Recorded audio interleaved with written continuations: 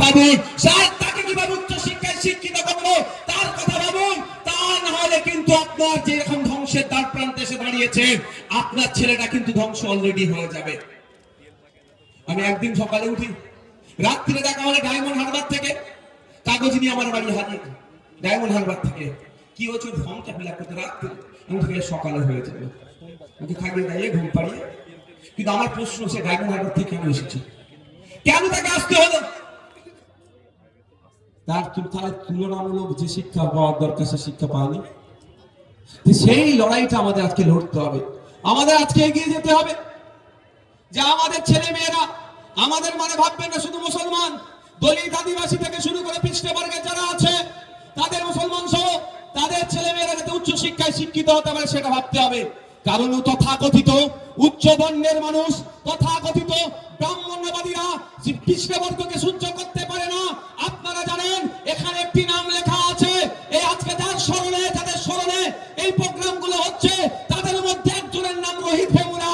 জানুয়ারি মাসের 15 তারিখে 2016 সালে সেই রোহিত ভেমুলা একজন পিএইচডি স্কলার হওয়ার পরেও তাকে সুসাইড করতে বাধ্য করেছিল এই তথাকথিত উচ্চ বর্ণের মানুষেরা।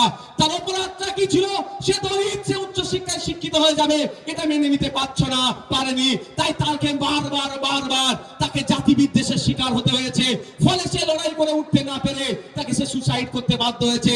আমরা ভুলে যাচ্ছি না চুনি কোটালের নাম, এই পশ্চিম বাংলার মাটি, এই সম্প্রীতির মাটিতেও চুনি কোটালকে সুসাইড করতে বাধ্য করিয়েছিল।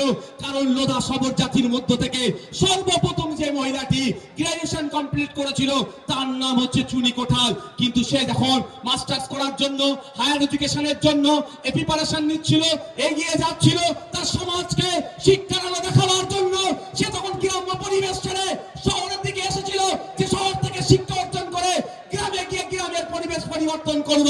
তথাকথিত উচ্চ বর্ণের মানুষরা সেটা সহ্য করতে পারেনি। তখন দেখলাম কি, ওই চুনি কোটালের এতবার মানসিক ভাবে তারপরে এত প্রেসার হয়ে দেওয়া হয়েছিল, তাকে বর্ণ বিদ্বেষের বারবার শিকার হয়েছিল, জাতি বিদ্বেষের শিকার হতে হয়েছিল, ফলে সে সুসাইড করে নিয়েছিল। তাই বন্ধুগণ, আজকে দলিত আদিবাসী মুসলিম নির্বিশেষে সকলের পাশে স্টুডেন্ট ফ্রন্ট থাকতে চায়, শিক্ষার সমান অধিকারের কথা বলতে চায়। তাই স্টুডেন্ট ফ্রন্টের সাথে আমাদের প্রত্যেককে সাথ দিতে হবে। স্টুডেন্ট ফ্রন্ট শুধুমাত্র আইএসএফ এর একটি শাখা সংগঠন নয়, স্টুডেন্ট ফ্রন্ট আগামী দিনে যুব সমাজের ভবিষ্যতের দিশা দেখাবে। এই স্টুডেন্ট ফ্রন্ট আগামী দিনে সঠিক শিক্ষা ব্যবস্থা যাতে পরিচালনা হতে পারে তারও দিশা দেখাবে। তাই বন্ধুগণ, আপনাদের বলবো, কে বিষয়ে আপনাদের বিভ্রান্ত করার চেষ্টা করলো, আপনারা বিভ্রান্ত হবেন না।